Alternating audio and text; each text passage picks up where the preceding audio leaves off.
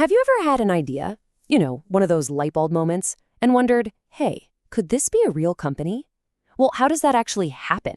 How does a spark of an idea turn into something that can change an entire industry?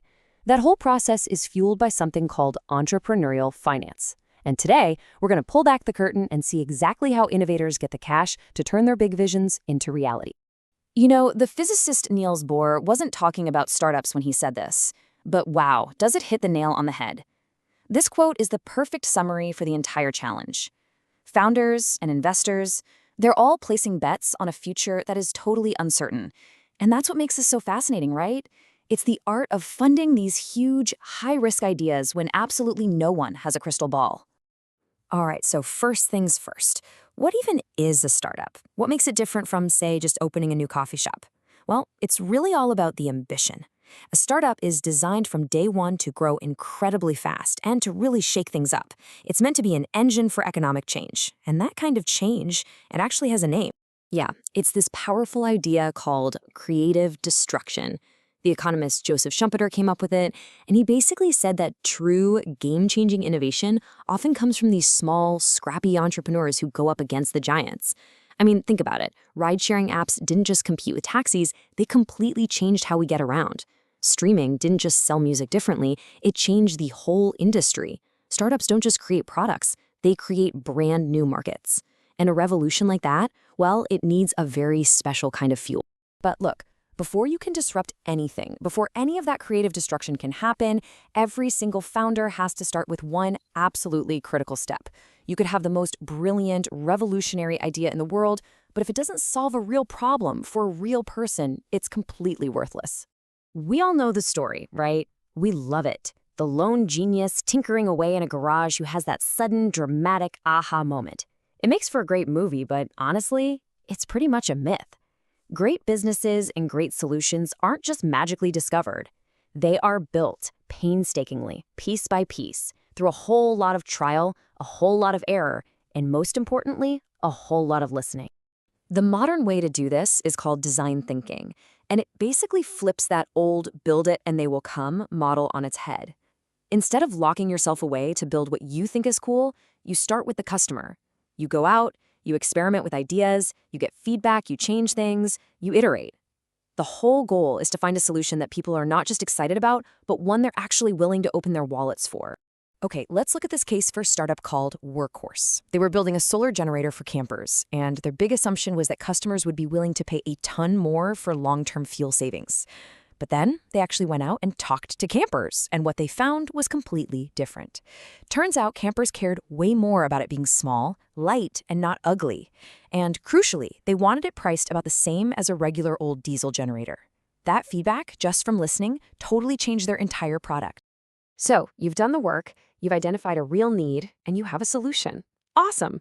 Now comes the really hard part. How do you convince an investor to write you a check for an idea that's mostly just in your head? Or, to put it another way, what is your company actually worth? Well, it all comes down to a surprisingly simple equation. First, you have the pre-money valuation. That's just what you and the investor agree the company is worth before they put any cash in. Then, you add the new investment money, and that gives you the post-money valuation, the company's new total worth. So let's say an investor agrees your company's worth $2 million, and they invest $500,000. The post-money valuation is now $2.5 million. And that investor, they now own 20% of a more valuable company. Now, you might be thinking, why would a founder ever give away a piece of their company? And that's the key question. The best way to think about it is with this pizza analogy. Before you take any money, you own the whole pizza, but it's a small pizza. After an investor comes in, sure, your percentage slice gets smaller, but their investment makes the entire pizza get way, way bigger. Your smaller slice of a giant pizza can be worth so much more than 100% of that little one you started with. That right there is the fundamental bargain of venture capital. So how do you keep track of all these pizza slices being handed out? That's what the capitalization table, or cap table for short, is for. It is the official single source of truth for who owns what percentage of the company, from the founders to the investors to the very first employees who get stock options. This is the ownership roadmap. Okay, but here's the thing. That valuation number, that percentage, that's just the headline. The real art of the deal, the stuff that determines who has the power and who gets paid what when things go well or badly, all of that is hidden in the fine print. And that fine print is called the term sheet. This is probably one of the most important things to understand. Not all stock is created equal. Founders, they usually get something called common stock. It's pretty straightforward ownership. But investors, because they're taking on all that financial risk, they get preferred stock. And preferred means it comes with special rights and protections. The biggest one, if the company gets sold, they get their money back first before the common stockholders see a dime. And those protections are a huge deal. That get paid first part, that's the liquidation preference. Then you have control rights, which can give investors a veto on huge decisions, like selling the company or even replacing the founder as CEO. That right there really defines the whole governance relationship. And there's also anti-dilution protection, which basically protects their investment if you have a rough patch and have to raise more money at a lower price. This is where the real back and forth, the real negotiation happens. So, with all these competing interests, how does a deal even get done? Well, it's not about one side winning every point. If you look at this example from the Workhorse case, you can see each side has totally different top priorities. The founders were desperate to keep control, while the investors were worried about other things. A great negotiation isn't about fighting. It's about finding that zone of possible agreements, that sweet spot where everybody gets the thing that matters most to them. At the end of the day, it's about building a partnership. So, what's the end game in all of this? After years of grinding, building, and raising money, what is everyone actually hoping for? The goal is something called an exit. It's a huge financial event where everyone, founders, investors, employees, hopefully gets a massive return on all their hard work and risk. But let's be very clear, an exit is never, ever guaranteed. This scenario analysis for Workhorse shows the brutal, honest truth. Look at that bottom line. The most likely outcome with a 60% probability is big flop, $0, everything gone. So you have to ask, why on earth would investors play this game? Because they're not betting on the okay or good outcomes. They're hunting for that 10% chance of a home run.